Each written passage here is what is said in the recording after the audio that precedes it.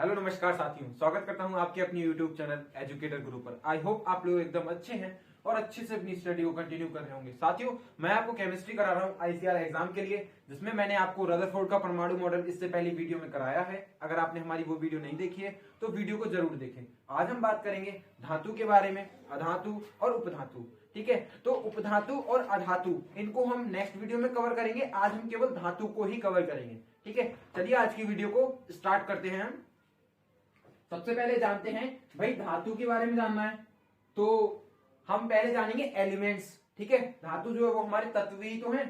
ठीक है, धातु, अधातु और उपधातु ये सारे हमारे तत्व हैं आवर्त सारणी में। ठीक है, तो तत्व को बारे में जानना पड़ेगा। Elements, elements. ठीक है, तो तत्व देखिए आवर्त सारणी में जो एलिमेंट्स हैं हमारे वो हैं 118 यानी कि 118। ठीक है, और बात करें तत्व किन किन से मिलकर बनेंगे, यानी कि तत्व हमारे कौन कौन से हैं, तो हैं धातु, भाई धातु है, और अधातु है और उपधातु है। ठीक है, तो जिसमें से हम अधातु और उपधातु इनको हम नेक्स्ट वीडियो में कवर कर रहे होंगे। आज हम बात करेंगे केवल धातु के बारे में। अगर मैं थोड़ा सा बेसिक दे दूं कि अगर वर्तमान में हमारी जो आवर्त सारणी है उसमें धातुओं की संख्या कितनी है, 90 है। कहीं कहीं आपको 91 देखने को मिलेगा, लेकिन ये एग्जैक्ट डाटा है 90। आपको पेपर में सीधे सीधे पूछ लेगा कि धातुओं की संख्या वर्तमान में कितनी है, तो आप बताएंगे 90 है। ठीक है, अधातु की बात करूं तो अधातु हमारी है 20। ठीक है, 20 हमारी अधातु हो गई। और उपधातु, उपधातु है हमारी 7। ठीक है, तो सबसे पहले हम जान लेते हैं धातु के बारे में कि धातु क्या है। ठीक है, तो धातु को जानना जरूरी है। ये तो हमारी एलिमेंट्स की बात होगी। भाई एलिमेंट्स कितने हैं, 118 है टोटल। और धातु, अधातु और उपधातु इन तीनों से मिलकर हमारे एलिमेंट्स बने हैं। आपसे पूछा जाए धातु कितनी है तो 90, उपधातु कितनी है 20, और सॉरी अधातु कितनी है 20, उपधातु कितनी है 7। ठीक है, तो नेक्स्ट बात करते हैं हम धातु के बारे में। धातु हमारी क्या है,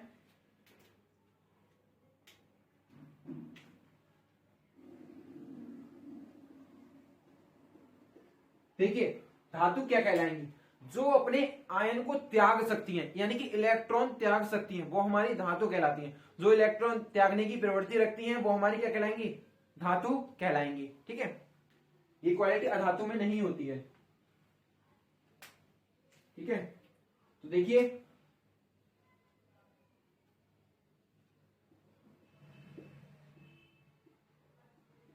ऐसे तत्व जो इलेक्ट्रॉन, ठीक है, इलेक्ट्रॉन पर कैसा आवेश होता है, माइनस आवेश होता है। कितना होता है 1.6 गुणा 10 की पावर -19 कूलम होता है। ठीक है, अगर बात करें जो इलेक्ट्रॉन, यानी कि ऐसे तत्व होंगे हमारे जो इलेक्ट्रॉन त्यागने की प्रवृत्ति रखते हैं। ठीक है, इलेक्ट्रॉन त्यागने की प्रवृत्ति रखते हैं। ठीक है, वो हमारे क्या कहलाएंगे, धातु कहलाएंगी। ठीक है, तो आवर्त सारणी में टोटल धातु जो है वो है हमारी 90। और इलेक्ट्रॉन पर आवेश की बात करें तो 1.6 गुणा 10 की पावर -19 कूलम।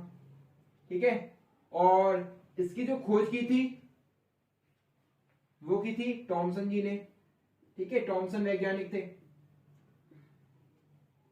ठीक है, और अगर बात करें हम कि इस पर जो द्रव्यमान होता है, तो द्रव्यमान जो होता है वो होता है 9.11 इंटू 10⁻31 किलोग्राम। ठीक है, क्या होता है, तो आपसे सीधे सीधे ये क्वेश्चन पूछ लेता है कि एक इलेक्ट्रॉन पर आवेश कितना होता है, तो आप बताएंगे 1.6 इंटू 10⁻⁻19 कूलम। आपसे पूछेगा कि इसकी खोज किसने की थी, तो थॉमसन जी ने की थी। और अगर बात करें कि द्रव्यमान कितना होता है तो 9.11 इंटू 10⁻31 किलोग्राम। ठीक है, तो ये तो हमारी धातु की कुछ बेसिक जानकारी होगी। अब भाई इनकी कुछ क्वालिटी होंगी तो हमें क्वालिटी को भी जानना जरूरी है। तो हम क्वालिटी के बारे में भी थोड़ा सा जान लेते हैं कि क्वालिटी इनकी क्या क्या है भाई, और क्वालिटी से आपके क्वेश्चन पूछे जाएंगे। ठीक है, तो क्वालिटी के बारे में जान लेंगे।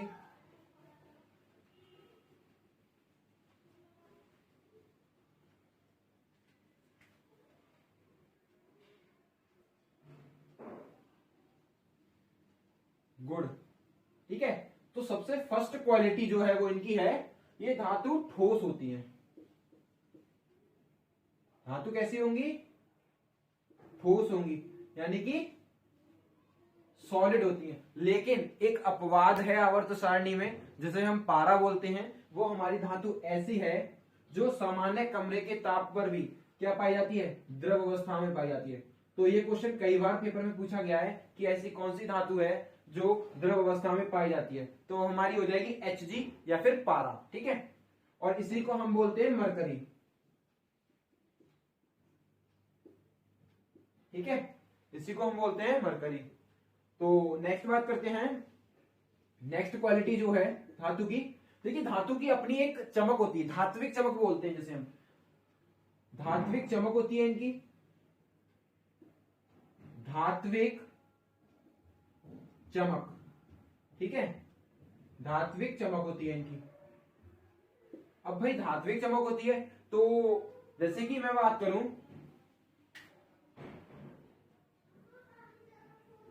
धातु कौन कौन सी है हमारी? धातु हमारी देखिए Ag धातु है, और Au धातु है। ये हमारी इनकी अलग चमक है, अपनी चमक है। ठीक है, तो ये हमारी क्या है? अपनी खुद की, यानी कि इनकी धातु की खुद की चमक होती है, अपनी खुद चमक होती है। ठीक है, तो नेक्स्ट क्वालिटी की बात करें अगर, थर्ड जो क्वालिटी होगी धातु की, कि ये आघात वर्धनीय होते हैं। ठीक है,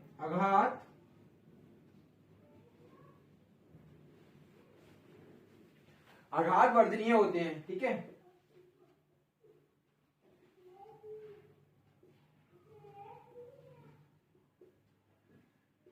अब आपको आघात वर्धनीय क्या होता है भाई? इन पर जो हम जैसे हथौड़े से हम किसी धातु को पीट रहे हैं, तो वो क्या होगी? तन्य हो जाएगी, यानी कि पतली चादर के रूप में बन जाएगी।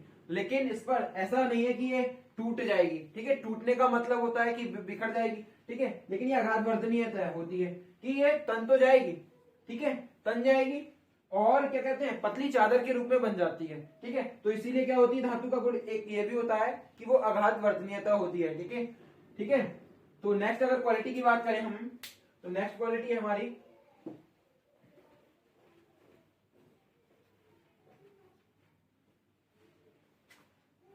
Fourth quality. धातु हमारी क्या होती है? तन्य होती है, तन्य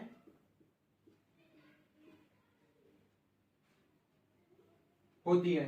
ठीक है, अब धातु तन्य होती है, इसका कैसे पता लगेगा भाई? धातु के, भाई देखिए, धातु के तार बनाए जाते हैं, इसीलिए पता लगता है कि हाँ धातु हमारी क्या होती है? तन्य होती है। भाई तार बनाना तान के ही तो बनाएंगे, बिना ताने तो तार बनेगा नहीं। तो फिर इससे क्या पता लग रहा है हमें कि जो धातु है वो तन्य भी होती है। ठीक है, तन्ने की अवस्था में भी जाती है, तन भी जाती है।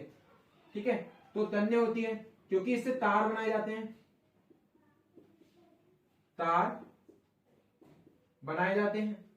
ठीक है, जब तार बनाए जाते हैं तो इससे क्या साबित होता है कि ये धातु तन्ने का गुण भी रखती है। ठीक है, अगर बात करें नेक्स्ट की, तो सभी धातु जो होती है वो ऊष्मा की क्या होती है? सुचालक होती है। ऊष्मा की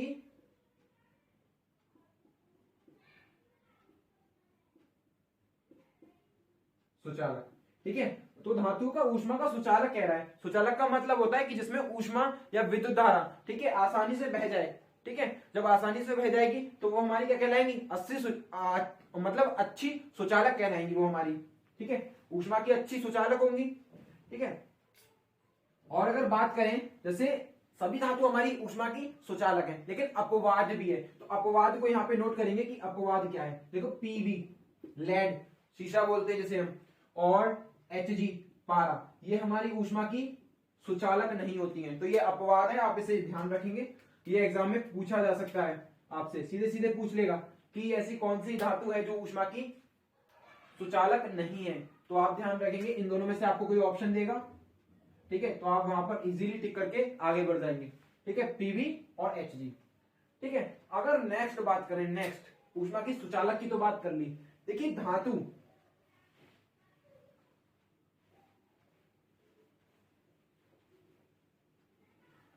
एक गुण और होता है कि धातु जो होती है वो कठोर होती है।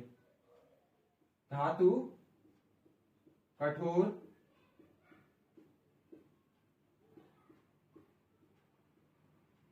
होती है। लेकिन यहां पर भी एक अपवाद है, मतलब 3 अपवाद है, ठीक है। तो जैसे सोडियम Na, ठीक है, के और Ca कैल्शियम, ये हमारे क्या हैं, अपवाद हैं। इनको हम चाकू से काट सकते हैं, ठीक है। इन तीनों धातुओं को हम क्या कर सकते हैं, चाकू से काट सकते हैं, काट सकते हैं, ठीक है। तो ये हमारा अपवाद है कि धातु आपसे पूछ लेगा पेपर में कि कौन कौन सी कठोर धातु होती हैं, ठीक है। तो आप पहचान ही लोगे इजीली। लेकिन जो कहेगा कि कठोर धातु नहीं होती हैं, तो वो हमारी क्या होती हैं, सोडियम, पोटेशियम, कैल्शियम, ये 3 हमारी क्या होती हैं, धातु तो होती हैं, लेकिन क्या होती है, कठोर नहीं होती हैं, ठीक है। अगर नेक्स्ट क्वालिटी की बात करें,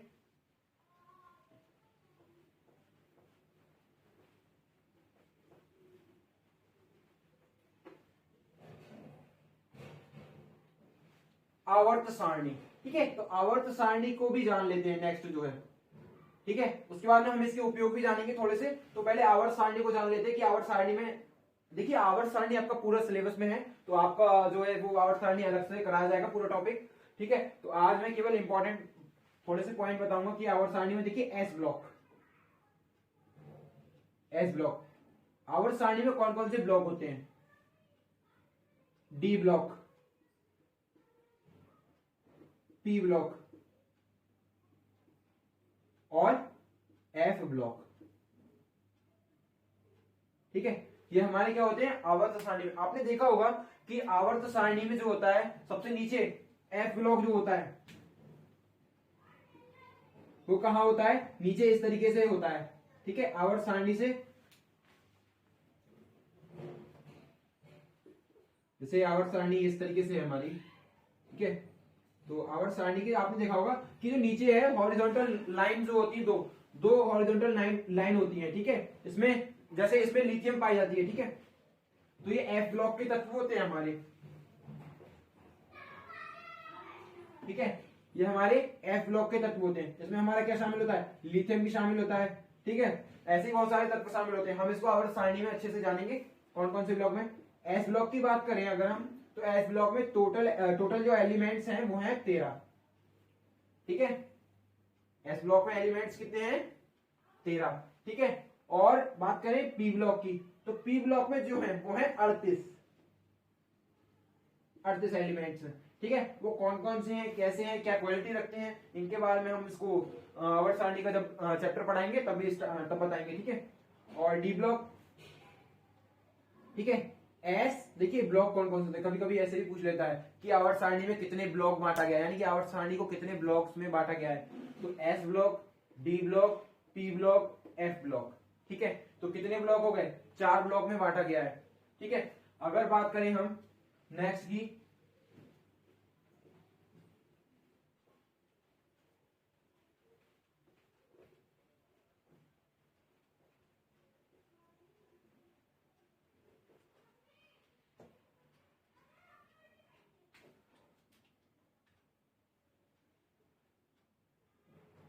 धातु, ठीक है।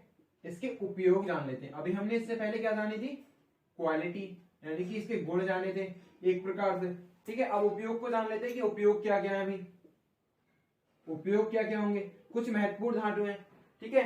तो सबसे पहले जान लेते हैं कि सबसे हल्की धातु कौन सी होती है, कुछ क्वालिटी, ठीक है। एक मिनट रुकिए, सबसे पहले हम जानेंगे टाइटेनियम, टाइटेनियम, टाइटेनियम का उपयोग जो होता है वो समुद्री जहाज बनाने में होता है, ठीक है। समुद्री जहाज, तो आपसे सीधे सीधे पूछ लेता है कौन सी धातु है जिसका उपयोग समुद्री जहाज बनाने में होता है, ठीक है। तो इसका उपयोग हमारा किस में होता है, समुद्री जहाज बनाने में उपयोग होता है, ठीक है। ये समुद्री जहाज बनाने में टाइटेनियम का उपयोग होगा। और बात करें क्रोमियम की, ठीक है। क्रोमियम का हमारा सूत्र क्या होता है, Cr, क्रोमियम का सूत्र होता है, ठीक है। और क्रोमियम जो होती है उसका प्रयोग होता है रिकॉर्डिंग चिप,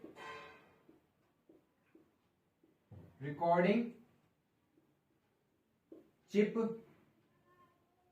ठीक है, रिकॉर्डिंग चिप हो गई हमारी, और डीवीडी, ठीक है, जो कैसेट्स बनती हैं, डीवीडी बनती है, या फिर जितनी भी रिकॉर्डिंग संबंधित उपकरण बनते हैं उनमें हमारा क्या होता है, क्रोमियम का प्रयोग होता है। तो आपसे पूछ सकता है कि रिकॉर्डिंग चिप या डीवीडी में किस धातु का प्रयोग होता है, तो आप बताएंगे क्रोमियम।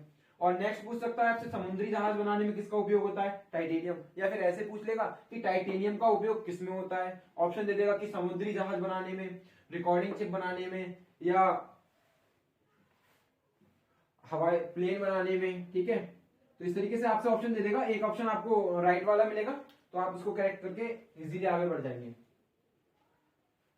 ठीक है। अगर मैं बात करूं कुछ और धातु की, ठीक है, जिसकी क्वालिटी होती है, तो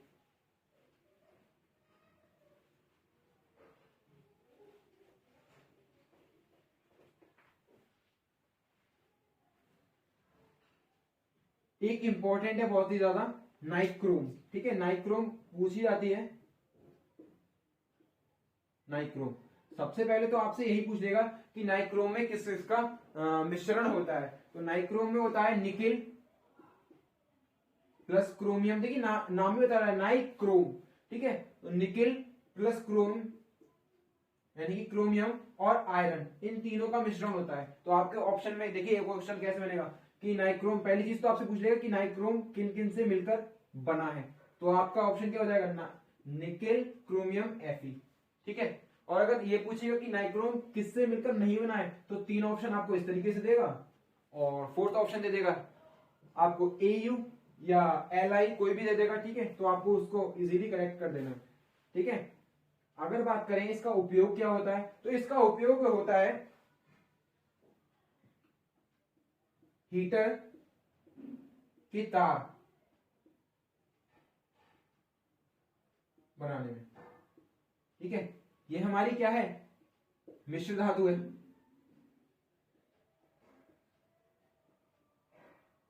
भाई दो या दो से अधिक धातु आपस में मिल रही हैं तो वो हमारी क्या कहलाएगी, मिश्र धातु कहलाएगी, मिक्सचर मेटल कहलाएगी, ठीक है। अगर बात करें नेक्स्ट की, तो अब हम जान लेते हैं कि धातु में कौन सी धातु सबसे हल्की होती है, कौन सी धातु सबसे सक्रिय होती है, कौन सी धातु सबसे भारी होती है। देखिए सबसे हल्की धातु, सबसे हल्की धातु, हल्की धातु हमारी होती है लिथियम, ठीक है। सबसे हल्की धातु हमारी कौन सी होगी, लिथियम होगी। अगर आपसे पूछ लिया जाए कि भैया ये कौन से ब्लॉक में विराजमान रहती है, कौन से ब्लॉक में है, तो आपसे सीधे सीधे क्वेश्चन पूछ लेगा, तो ये है हमारे F ब्लॉक में, ठीक है। आप भाई ये तो पता रहेगा कि हाँ धातु सबसे हल्की धातु लिथियम है, ये तो सबको ध्यान रहता है, लेकिन ये भूल जाएगा कि भाई कौन से ब्लॉक में है। वो ऑप्शन में दे देगा भाई लिथियम धातु है, वो कौन से ब्लॉक में है, ठीक है। तो आपको ऑप्शन देगा SPDF, तो आप करेंगे F ब्लॉक, ठीक है, F ब्लॉक में है, ठीक है। तो नेक्स्ट बात करते हैं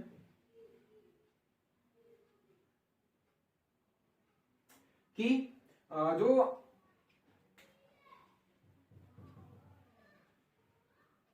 ये सबसे हल्की धातु होगी। अब हम बात करेंगे सबसे भारी धातु की, ठीक है। सबसे भारी धातु, सबसे भारी धातु, देखिए सबसे भारी धातु होती है हमारी ऑस्मियम, ठीक है। कौन सी होती है, ऑस्मियम, ठीक है। तो आपसे पूछेगा सबसे हल्की धातु कौन सी है, लिथियम, सबसे भारी धातु कौन सी है, ऑस्मियम। और हाँ एक और पूछ जाता है कि आवर्त सारणी में सबसे पहले स्थित धातु कौन सी है, तो आवर्त सारणी में सबसे पहले जो स्थित धातु है, सबसे पहले स्थित धातु वो हमारी क्या है, हाइड्रोजन। सबसे पहला तत्व है, आपसे कभी कभी पूछ लेता है कि आवर्त सारणी का सबसे प्रथम तत्व कौन सा है, तो आप बताएंगे हाइड्रोजन, ठीक है, ठीक है। ये मैंने बताया था कि हाइड्रोजन के जो होते हैं वो 3 समस्थानिक होते हैं, ठीक है। कौन कौन से होते हैं, 1H1, 1H2 और 1H3, प्रोटियम, ड्यूटियम और टाइटेरियम, ठीक है। 1H1 और 1H2 और 1H3, ये हमारे क्या होते हैं, हाइड्रोजन के 3 समस्थानिक होते हैं। ठीक है, तो नेक्स्ट बात करते हैं हम। अब हम बात करेंगे खनिज की, कि खनिज क्या होते हैं। ठीक है, खनिज के बारे में जान लेते हैं थोड़ा सा। देखिए, पृथ्वी की भूपट्टी यानी कि पृथ्वी की परतों पर जो जिस भी रूप में हमारे तत्व पाए जाते हैं, एलिमेंट्स पाए जाते हैं, वो हमारे क्या कहलाते हैं, खनिज कहलाते हैं। देखिए, उसमें कुछ भी बदलाव नहीं करेंगे। जब कुछ बदलाव नहीं करेंगे तो वो जिस भी रूप में पाए जा रहे हैं उसको ऐसे ही हमने ग्रहण कर लिया, तो वो हमारे क्या कहलाएंगे, खनिज कहलाएंगे। ठीक है, अगर खनिज से हम थोड़ा सा परिवर्तन करके और सरलता से जो प्राप्त कर रहे हैं वो हमारे कहलाते हैं अयस्क। ठीक है, खनिज से ही अयस्क कहलाते हैं। ठीक है, खनिज के क्या होते हैं, अयस्क। तो खनिज को जान लेते हैं। खनिज क्या होते हैं, मिनरल्स हमारे पृथ्वी में जिस भी अवस्था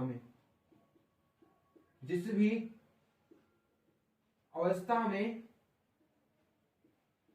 तत्व पाए जाते हैं, तत्व पाए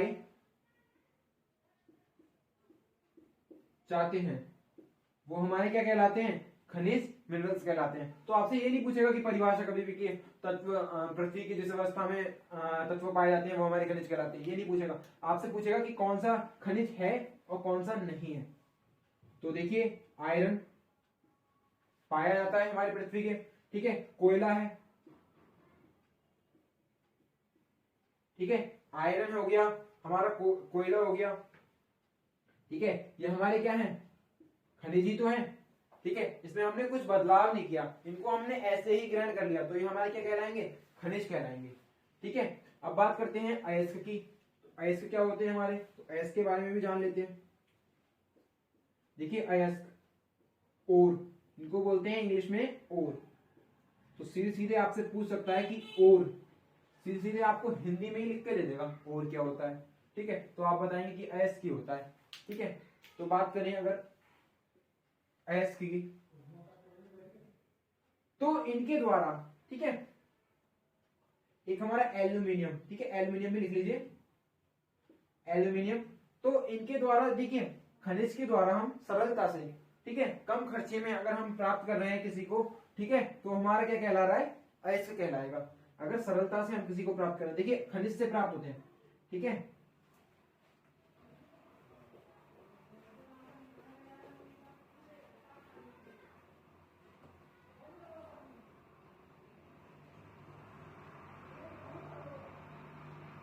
खनिज। ठीक है, ये हमारे हो गए इधर अयस्क। अयस्क, तो अयस्क हमारे क्या होते हैं, खनिज से प्राप्त होंगे। ठीक है, सरलता पूर्वक किससे प्राप्त होते हैं, खनिज से प्राप्त होते हैं। भाई कम खर्चा लगेगा, सुगमता से, सरलता पूर्वक और कम खर्चे में। ठीक है, खनिज से प्राप्त किए जाते हैं। ठीक है, प्राप्त किए जाते हैं।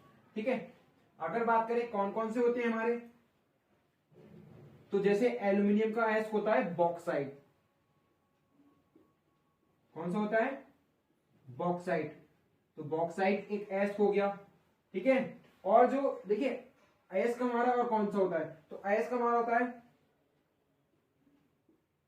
चांदी और सोना। ठीक है, कभी भी चांदी और सोना को हम सीधे प्राप्त नहीं करते हैं। ठीक है, तो हम क्या करते हैं, इसमें कुछ ना कुछ परिवर्तन करना पड़ता है, लेकिन सरलता से परिवर्तन हो जाता है, तो वो हमारा क्या कहलाया जाता है, अयस्क कहलाया जाता है। ठीक है, तो ये हमारे हो गए अयस्क के एग्जाम्पल। ठीक है, अब हम थोड़ा सा एक और जान लेते हैं। एक हमारी होती है विद्युत रासायनिक श्रेणी। ठीक है, एक हमारी होती है विद्युत रासायनिक श्रेणी। विद्युत रासायनिक श्रेणी को हमें जानना थोड़ा जरूरी है, इसलिए क्योंकि इससे हमें पता लगता है कि कौन सी धातु रिएक्शन में किसको प्रतिस्थापित कर देगी, अपने स्थान से प्रतिस्थापित कर देगी। भाई जो ज्यादा पावरफुल होगा भाई प्रतिस्थापित कर देगा किसी को। तो इसी के बारे में हम जानेंगे कि विद्युत रासायनिक श्रेणी में कौन से तत्व को कौन सा स्थान मिला है। तो सबसे पहले हम जानते हैं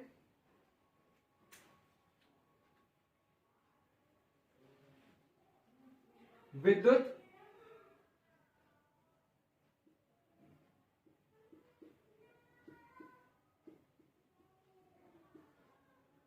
रासायनिक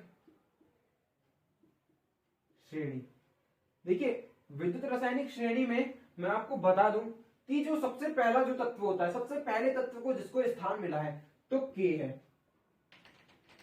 फिर हमारा जो है वो है सोडियम, ठीक है, कैल्शियम, सॉरी यहां पे ए स्मॉल ही बनेगा, नो, ठीक है, Mg, एल्यूमिनियम, ठीक है, पोटेशियम हो गया, सोडियम हो गया, कैल्शियम हो गया, मैग्नीशियम हो गया, एल्यूमिनियम हो गया, ठीक है। जब एल्यूमिनियम हो गया उसके बाद में हमारा क्या आएगा, जिंक, ठीक है, जिंक Fe, आयरन,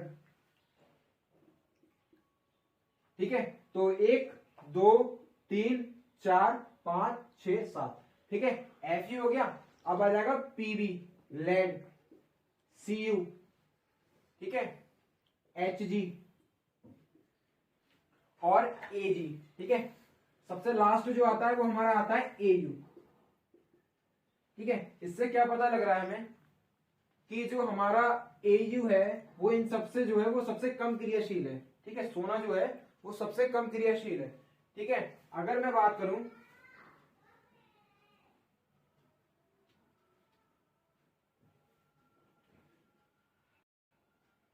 कि अब मान लीजिए रिएक्शन में पोटेशियम है, ठीक है, पोटेशियम किसको विस्थापित कर देगा रिएक्शन में से, तो पोटेशियम जो कर देगा वो Na को कर देगा, ठीक है। लेकिन Na नहीं कर पाएगा पोटेशियम को, ठीक है। क्यों नहीं कर पाएगा, क्योंकि इसका जो स्थान है वो विद्युत रासायनिक श्रेणी में नीचे है। जिसका स्थान नीचे है वो उतनी ही कम क्रियाशील है। अधिक क्रियाशील होने का मतलब है जो उच्च स्थान प्राप्त कर चुकी है, यानी कि ऊंचे स्थान पर है, ठीक है। तो नेक्स्ट बात करें अगर हम कैल्शियम, ठीक है, तो कैल्शियम क्या होगा हमारा,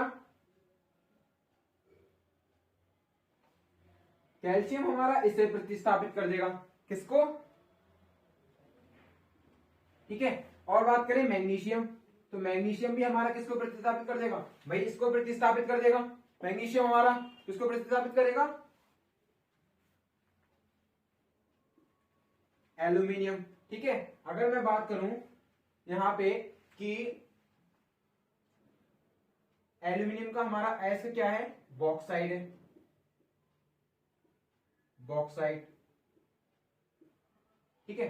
magnesium, calcium, sodium, potassium, Pb, Cu, Hg, ठीक है। ये हमारे क्या हो गए, अयस्क हो गए। अब अयस्क की बात आ रही है थोड़ी सी, तो मैं आपको बता दूं कि Pb, Cu ये सारे जितने भी नीचे जाएंगे वो हमारे क्या होंगे, कम क्रियाशील होंगे, ठीक है। तो नेक्स्ट बात करते हैं हम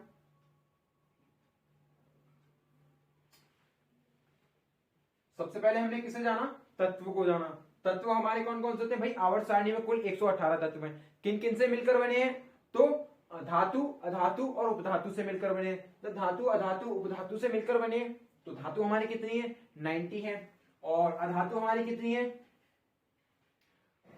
20 है, ठीक है। और अगर उपधातु की बात करें, उपधातु हमारी कितनी है, उपधातु है हमारी 7, कितनी है, उपधातु हमारी है 7, ठीक है।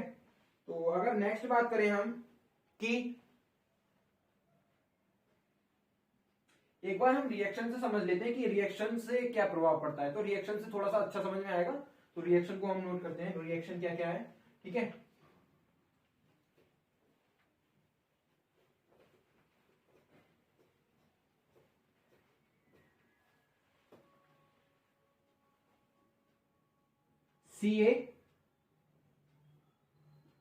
CaH2O, ठीक है, CaH2O। Ca क्या, Ca कभी हो सकता है, Ca केवल मैंने कहा ना कि अभिक्रिया, अब ये एक क्या था, परमाणु था। तो परमाणु स्वतंत्र अवस्था में क्या कर सकते हैं, हमारा भाई परमाणु परमाणु है कोई, तो स्वतंत्र अवस्था में नहीं रह सकते। लेकिन रासायनिक अभिक्रिया में भाग लेंगे तो सब साथ में ही भाग लेंगे ना भाई। परमाणु क्या है, स्वतंत्र है, फ्रीडम रह सकते हैं, ठीक है, स्वतंत्र रह सकते हैं, ठीक है। अगर बात करें CaO, कैल्शियम हाइड्रोक्साइड, ठीक है, तो इसकी रिएक्शन अगर हम इससे कराएंगे तो क्या बनेगा, CaOH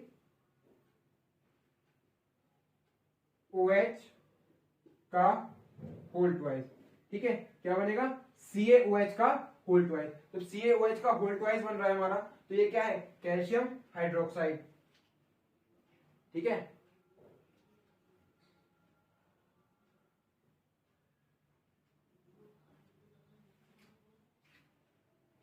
ठीक है, तो कैल्शियम से किसको प्रतिस्थापित कर दिया, यहां पर हाइड्रोजन को प्रतिस्थापित कर दिया। क्यों कर दिया, क्योंकि हाइड्रोजन का स्थान जो है वो कैल्शियम से नीचे है। जब कैल्शियम से नीचे होगा हाइड्रोजन का स्थान, तो हमेशा क्या करेगी, वो प्रतिस्थापित करेगी वो धातु जो नीचे है वो धातु क्या हो जाएगी, अपना स्थान त्याग देगी, या फिर कह सकते हैं दूसरी धातु उसकी जगह पर आ जाएगी। तो यहां पर यही तो हुआ। अगर बात करें हम Fe प्लस CuSO4, ठीक है, Fe की क्रिया कराई हमने आयरन की कॉपर सल्फेट से, तो वही है कि भाई Fe का स्थान जो है वो ऊपर है और Cu का स्थान नीचे है। तो Fe किसके स्थान पर आ जाएगा, Cu के, और जो हमारा Cu है वो अलग निकल जाएगा, स्वतंत्र हो जाएगा। तो FeSO4 प्लस Cu। तो देखिए विद्युत रासायनिक श्रेणी का मतलब क्या है, विद्युत रासायनिक श्रेणी में उन सक्रिय धातु को रखा गया है जो अपने से नीचे वाले को प्रतिस्थापित कर सकती हैं, ठीक है।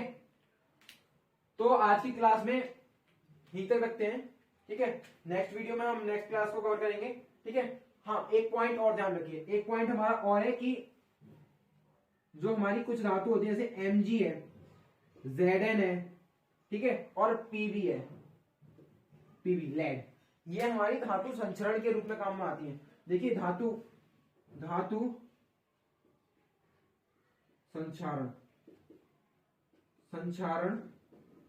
के काम आती है,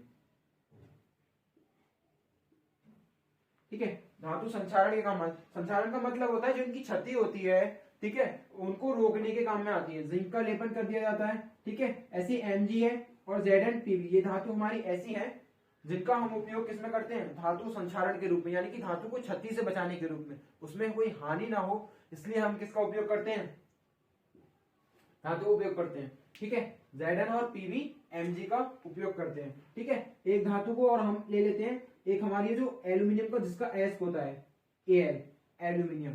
तो एल्यूमिनियम भी हमारी किसमें काम आती है, संचारण के रूप में काम आती है, ठीक है।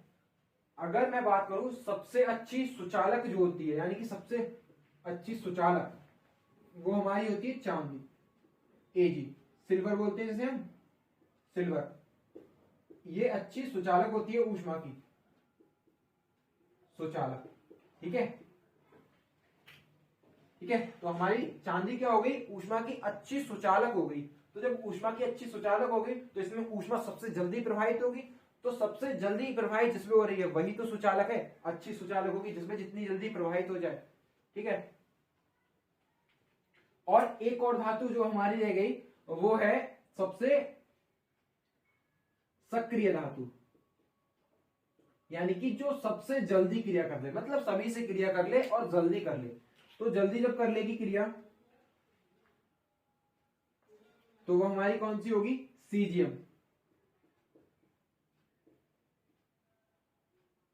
सीजियम हमारी ऐसी धातु है जो सक्रिय धातु है, सबसे ज्यादा सक्रिय। तो आपसे पूछ सकता है कि सबसे ज्यादा सक्रिय धातु कौन सी है, तो सीजियम है। और आपसे पूछ लेगा कि सबसे हल्की धातु कौन सी है, तो लिथियम। सबसे भारी धातु पूछेगा तो ओस्मियम। और टाइटेनियम का उपयोग किस धातु को, मतलब कहाँ किया जाता है, तो जहाज बनाने में किया जाता है, ठीक है। और क्रोमियम का उपयोग किसमें किया जाता है, तो चिप बनाने में, रिकॉर्डर चिप, डीवीडी, इनको बनाने में किया जाता है, ठीक है। और बात करें Mg, Zn, Pb, Al, यानी कि मैग्नीशियम, जिंक, लेड, और एल्यूमिनियम, इन सब का प्रयोग किसमें किया जाता है? तो धातु संक्षारण के रूप में किया जाता है, यानी कि धातु को क्षति से बचाने के रूप में। ठीक है, तो आज की वीडियो को हम यहीं तक रखते हैं। नेक्स्ट वीडियो में हम धातु के अयस्क और अधातु और उपधातु को जानेंगे। तो धन्यवाद साथियों, आज की वीडियो को यहीं तक रखते हैं। जय हिंद।